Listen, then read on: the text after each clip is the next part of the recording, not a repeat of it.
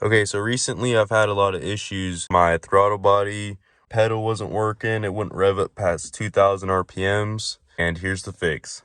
So I had actually replaced my pedal. I still had the issue where I'd start up my car, or I'd be driving my car. It wouldn't let me rev past 2,000 RPMs.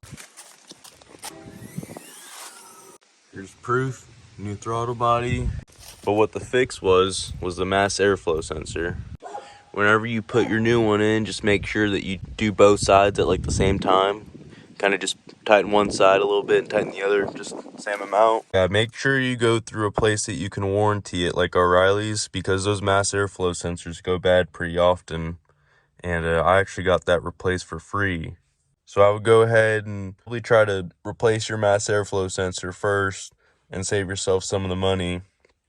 After you change out your mass airflow, or if you do your throttle body, just make sure that you reset your idle, and there's videos online that explain how to do it.